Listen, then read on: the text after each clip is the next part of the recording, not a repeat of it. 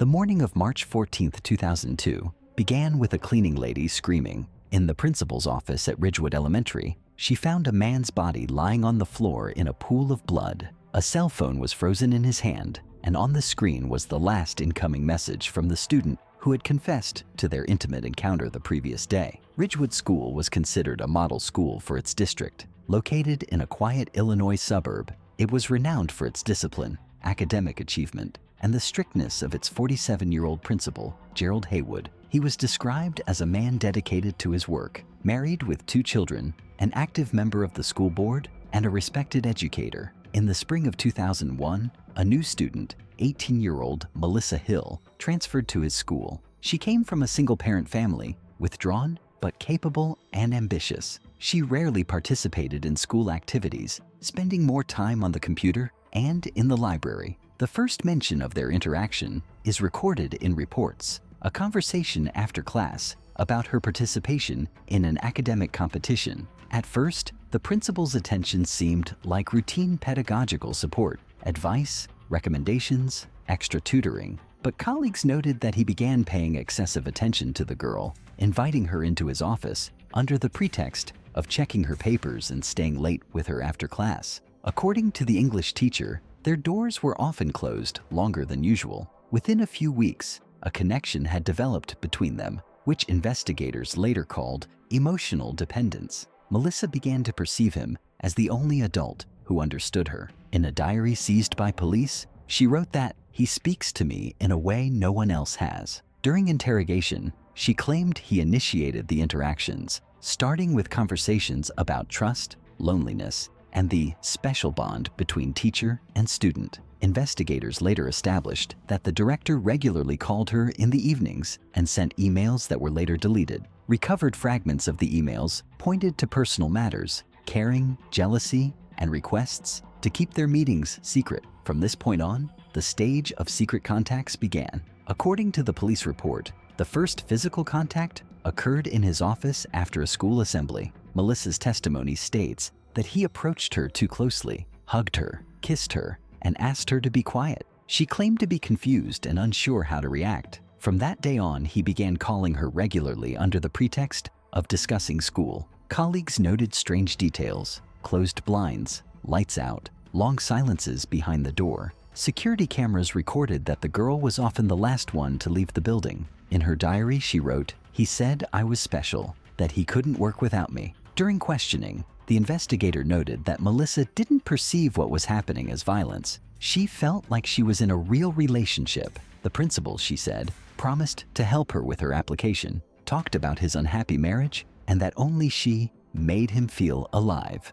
These conversations were accompanied by increasingly personal touching, gifts, and regular meetings after school. Later, while analyzing email correspondence, police found messages in which he asked her to delete everything after reading and sent the time and location of meetings. One of these evenings, according to the case file, ended in his car in the parking lot of a gym. The girl admitted that for the first time, she felt fear, but she still returned to him. During this relationship, she began experiencing panic attacks, insomnia, and conflicts at home. Teachers noticed that Melissa became nervous, irritable, and often skipped classes. Her behavior combined guilt and dependency. She simultaneously feared him and needed him. By the end of the school year, their connection had become so obvious that several students anonymously reported it to the school psychologist. The information was not followed up. The principal personally oversaw internal investigations. But several months later, this testimony would become key evidence in a case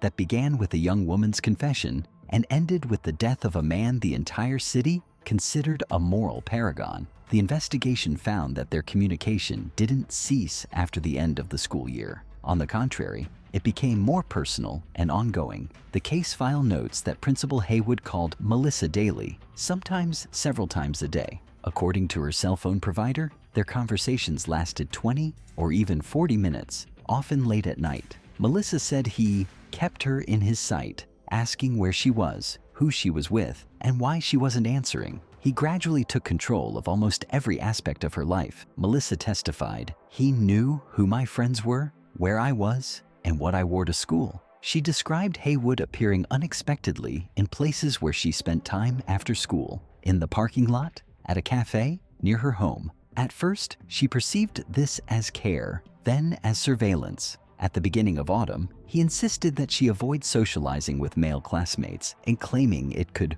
ruin her reputation. He called it concern for the future, but every time she tried to object, he responded with a cold tone, threats to distance herself or to inform her parents that she was behaving inappropriately. The girl feared shame, and that was precisely how he built his power. In November 2001, a series of meetings outside of school began. The principal offered to give her a ride after school. Several witnesses saw Haywood's car parked on the side of the road near the girl's home. During one interrogation, she admitted that everything was complicated during these meetings. In the investigator's report, he noted that the girl avoided direct language, answered vaguely, and was nervous, but every mention of the principal was accompanied by a noticeable tremor in her voice. The correspondence presented in court included phrases like, "No one should know how we spend our time," and "You don't understand that I'm risking everything for you." Investigators viewed these lines as an attempt at emotional pressure. Under his influence, Melissa lost sight of the boundaries between professional and personal relationships. In one letter to a friend, she wrote, "He said I'm the only one who understands what he needs." According to several teachers, the principal's behavior changed. He became irritable, short-tempered, and absent-minded during lessons. Students noticed him frequently leaving the classroom to check his phone. After one meeting with Melissa, he failed to attend a school board meeting for the first time in 8 years on the job. By the end of winter, the situation had escalated to open pressure. He demanded complete submission from the girl. If she didn't answer his calls, he would call her mother under the guise of academic issues. According to the investigation, he threatened to stop assisting her with her admissions and mark her with a mark that would deprive her of her scholarship. These threats were later confirmed by text messages recovered by forensic experts. Their conversation is heard in one of the recordings, found on Melissa's phone. He speaks quietly, reservedly, but his tone carries the confidence of an adult in control. She asks him to leave her alone, and he replies,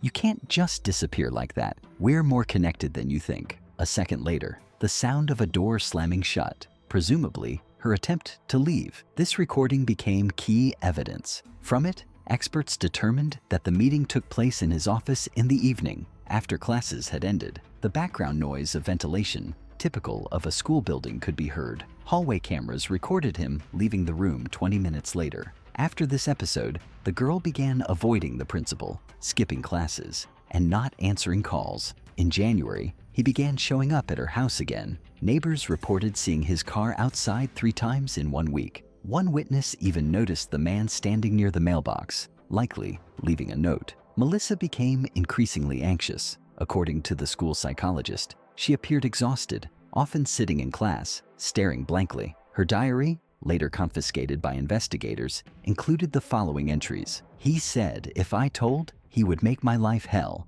and I don't know how to get out." These phrases became crucial evidence of the pressure and addiction. Due to constant stress, the girl began experiencing health problems, insomnia, panic attacks, and weight loss. A psychologist referred her to a doctor, but she refused, citing her busy schedule. Soon, she confided in a friend that she was afraid of the director and felt trapped. Police later established that during this period, Haywood twice summoned her to the school after hours. On one occasion, it was in the evening, after the building closed. The girl arrived, but ran out 10 minutes later, according to the cleaning lady, confused and tear-stained. When asked what had happened, she replied, "He won't stop." This phrase entered the case file as one of the first indications of her fear of him. From that moment on, their contact became more intense and dangerous. He continued to call, write, and seek meetings. She increasingly believed that the only way to get rid of him was to tell the truth. But this confession would be the beginning of the end for both of them.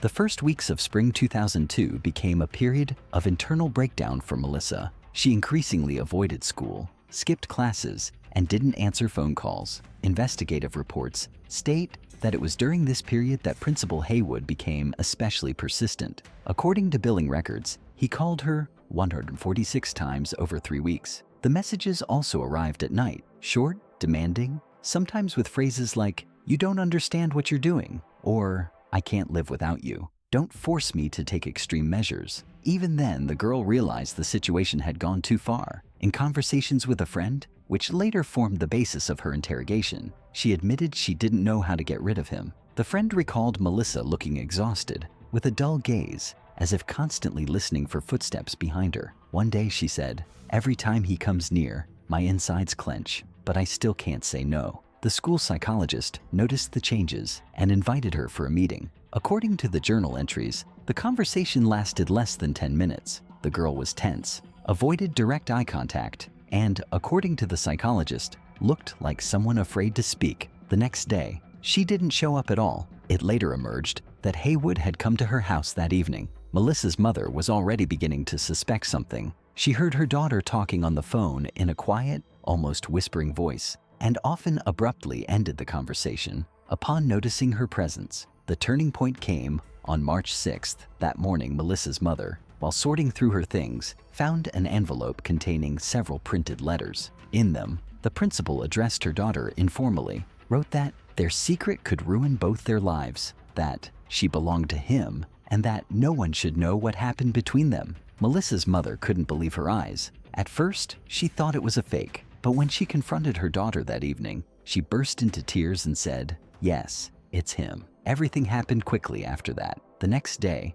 Melissa showed up at the police station with her mother. According to the officer on duty, the girl was crying, but speaking confidently. Her confession was recorded by 2 investigators. She described in detail how their relationship began, how it gradually developed into a relationship that couldn't be shown, and how he forced her to keep a secret. She avoided direct words, but the investigators recorded every detail: places, dates, the director's behavior. Her line, "He said I was too old to be a student, but too young to say no," attracted particular attention. That same day, police executed a search warrant for Haywood's office and personal computer. They seized a work laptop, a phone, several flash drives, and a paper diary with notes. It contained references to meetings with the initials MH and dates that matched her account. On the morning of March 8th, the principal was summoned to the police station. His interrogation lasted over 3 hours. At first, he denied everything, then admitted that there may have been conversations between them that could be misinterpreted. When asked directly about the nature of the relationship, he replied, "It was a mistake, but not a crime." He claimed the girl had made it all up as revenge for him, restricting her behavior at school. Meanwhile, rumors began to spread throughout the city. Teachers whispered in the hallways, and parents called the education department, demanding clarification. Amid the scandal, the school held meetings, but issued no official comment. Only a press release stated that the principal had been temporarily suspended pending clarification. During these days, the pressure on Melissa intensified. Journalists called her, and letters arrived from parents of her students. Some accused her of lying, others of ruining the reputation of a respected person. The girl stopped leaving the house, sleeping only 2 or 3 hours a night. A psychologist who observed her during those days later said she lived in a constant state of terror. She felt like it could appear at any moment. On March 10th, an incident occurred that would later be called the final blow. According to investigators, the director's car was spotted near Hill's house that evening. Neighbors claimed it was parked there for about an hour. When Melissa's mother went outside, the car drove away. That same evening, Melissa received a text message. "You don't know what you're doing. This isn't going to end this way." This was the last message from him, recorded on her phone. The next day, she went to the police again and reported the threats. They offered her temporary protection and advised her not to go out alone. She agreed, but seemed confused. She told the investigator, "He's lost everything. I'm afraid he has nothing left to lose now." These words proved prophetic. On March 12th, Haywood didn't show up for work. According to his secretary, he called in the morning, saying he was feeling ill and would stay home. However, that evening, he was seen near the school building. Security cameras captured him entering his office at approximately 8:47 p.m. 15 minutes later, Melissa entered. She had come at his request. Phone records would later confirm this. What happened that evening remains unknown. The investigation reconstructed the events only from circumstantial evidence, the sounds recorded on her phone, and the positions of the bodies. Only one thing is known. A few hours before the tragedy, she again tried to end the conversation. He insisted on meeting to talk one last time. She agreed. The last recorded call between them lasted 18 seconds. After that, the girl's phone was turned off. 2 days later, a cleaning lady found his body in the office where it all began. March 14, 2002 was cold and dank. Snow and rain clung to the asphalt, making the road slippery. Melissa woke up earlier than usual that morning, having barely slept. According to her mother, she looked burned out, her eyes empty, her movements mechanical. In the kitchen, she stared into space for a long time, then quietly said, "He wants to meet one last time." Around 6 o'clock in the evening, she left her house carrying a phone and a dark blue folder. Surveillance cameras at the intersection captured her boarding a bus heading to school. Police later determined that Haywood had called her 20 minutes earlier. The conversation lasted 43 seconds. After that, there were no outgoing calls. That evening, the school building was already empty. The only light on was in the principal's office. According to security camera footage, Haywood entered at 8:47 p.m. 15 minutes later, the door opened again. Melissa. She walked slowly, as if hesitant. She entered and paused at the threshold. He said something. The case file mentions the phrase, "We need to talk calmly without making a scene." Investigators later reconstructed the sequence of events from circumstantial evidence. Chairs in the office were overturned, and the glass of a framed family photograph was broken. A woman's shoe print was found on the floor, matching her own. 2 coffee cups were on the table, one untouched. Judging by the prints, she stood by the door, and he by the window. Between them lay several steps and an endless chasm of pent-up fear. According to the audio recording made on the girl's phone,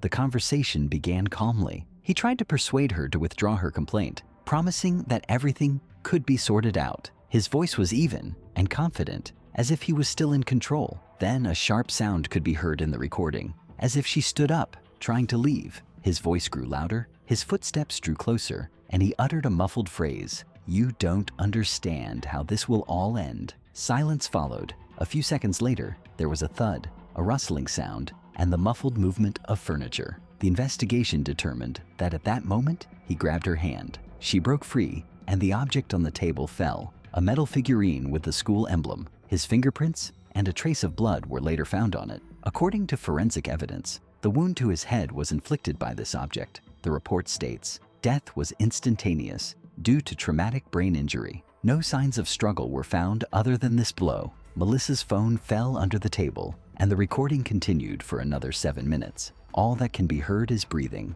then footsteps, and the sound of the door opening. She left school at 9:18 p.m. The camera at the exit captured her figure. Hood pulled up, stride unsteady. She paused on the street, looked at the building, then disappeared from the frame. That same evening, she returned home without telling her mother. She went to bed without taking off her jacket. The principal's body was found that morning when the cleaning lady arrived to open the school. There was blood on the floor, a broken phone, and everything around was in disarray. On the phone screen was an unread message from Melissa, "I can't take this anymore." When the police arrived at her home, she didn't resist. When asked what had happened, she replied, "He didn't want to let me go. I just wanted it to end." The investigative reports stated that her hands were shaking, but her voice was calm. The autopsy revealed that the blow was delivered once, without repeated movements. Everything pointed to this not being a planned attack, but a sudden outburst, the culmination of months of fear, addiction, and shame.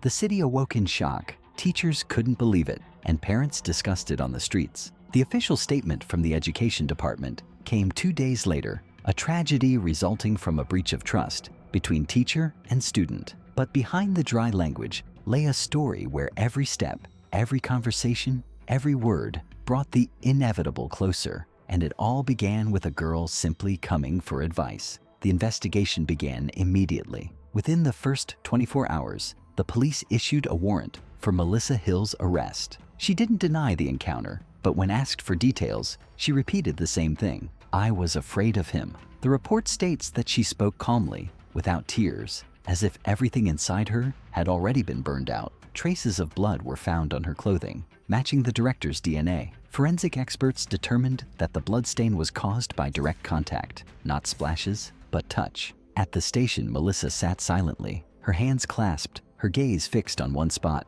The police officer on duty that night later said, "She didn't look like a killer, but like someone whose last strength had been drained." Her words remained unchanged. "He wouldn't let go. I defended myself." At the same time, investigators uncovered everything Haywood had left behind. Deleted emails were found on his computer and were restored by specialists. They confirmed that he and the student had indeed had a relationship. In one email he wrote, "You don't understand how much I hold you. Without you, I'm nothing." Another contained a threat, "If this comes out, I'll drag you down with me." These lines became key to the charges of abuse of office and psychological pressure. Meanwhile, the city was divided. Some considered her a victim, others a cold-blooded killer. Notes, candles, and photographs appeared on the school building. Journalists besieged the court, debating not the crime but the morality. News reports declared a story that destroyed trust in the education system. The investigation lasted nearly 5 months. Psychologists found the girl to be in a state of emotional dependence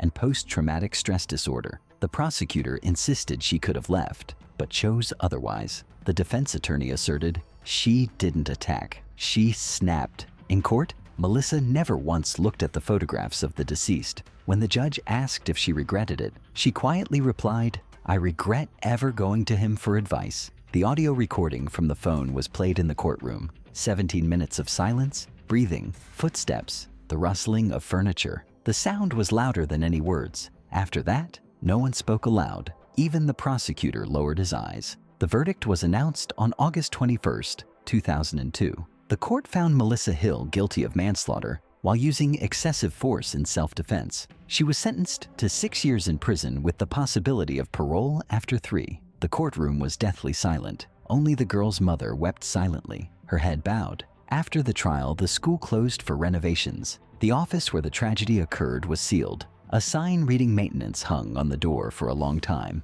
but the teachers knew no one dared enter. A new principal wasn't appointed until a year later, and his first order was to remove Haywood's name from the honorary plaque. 3 years later, Melissa was released. She moved to another state, changed her last name, and never gave interviews again. According to journalists, she worked in a small bookstore and avoided being photographed or talking about her past. The town tried not to remember her, but every spring, when the snow melted and old cracks in the schoolyard pavement began to appear, someone would leave a rose there. No note, no name, just a flower. A reminder that power and dependence, fear and attachment can intertwine so tightly that they destroy both.